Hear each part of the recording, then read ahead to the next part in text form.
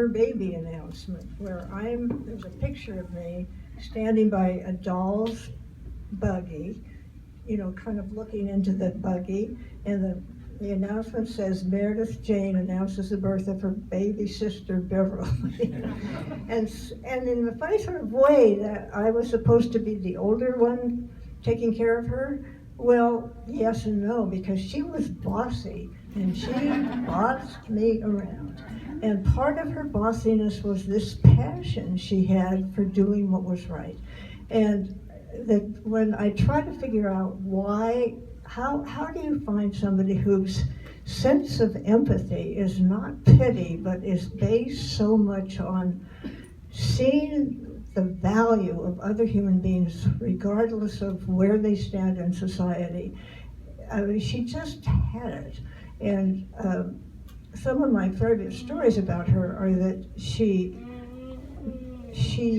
took on our dad when she was 13. Now he was a good man, a good and decent man, but he was a man of his times, and he used disrespectful terms for groups of people that weren't like him, for Jews, for Italians, for Mexicans, and for blacks.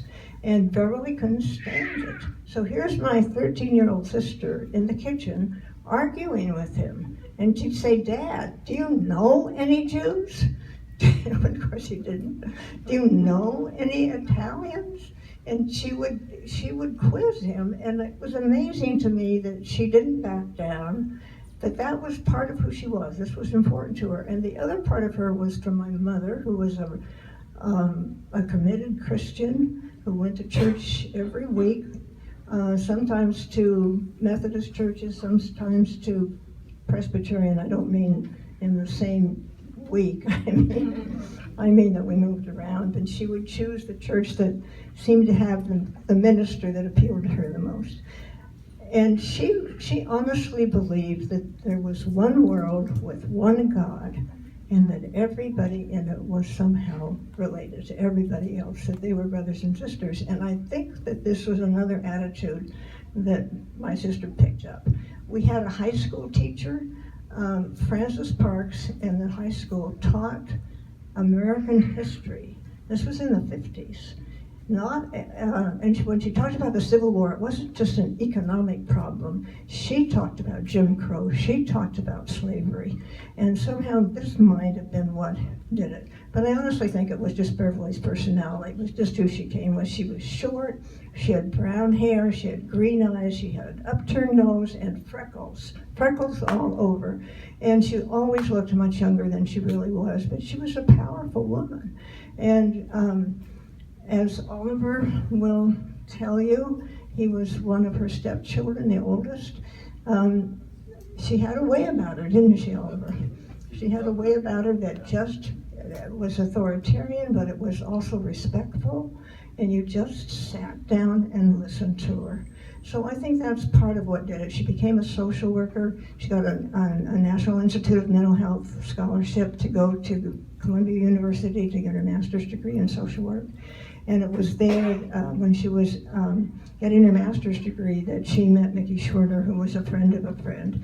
And she lived with 3 young women who were also all social workers. And that was a time when social worker was not so much individual therapy as it was social justice and community organization. And Beverly went on to have an extraordinary career in social work.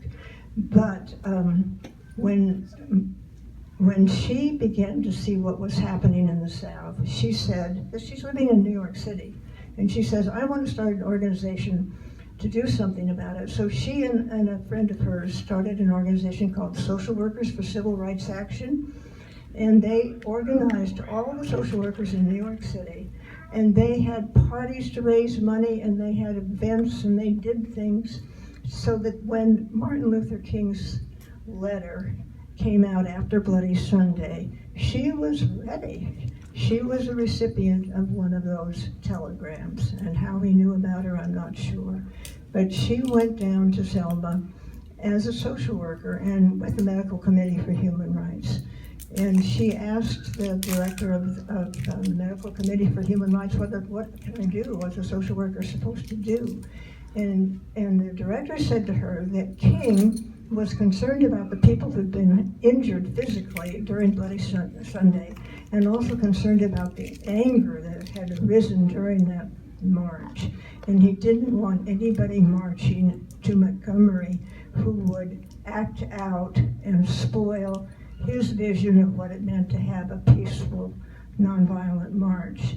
So Beverly and a couple of other social worker friends actually vetted everyone who marched to Montgomery, most of whom were Selma residents, by the way. But that meant interviewing all these people.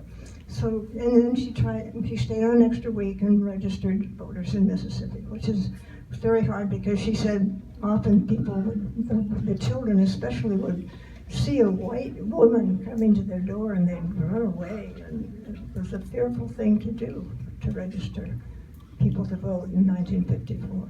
But that's just the beginning. Now I'll just segue very quickly to the end.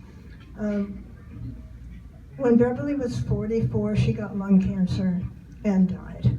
She was married, and she had these two beautiful children, Martin and Meredith, who were then just 6 and almost 4.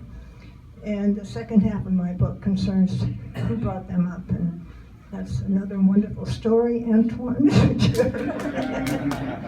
So that'll give you a sense of, I wrote this book for her children, and tells about their mom and about what happened to them after their mother died, so that they would have an idea of how a lot of wonderful people came together to bring them up.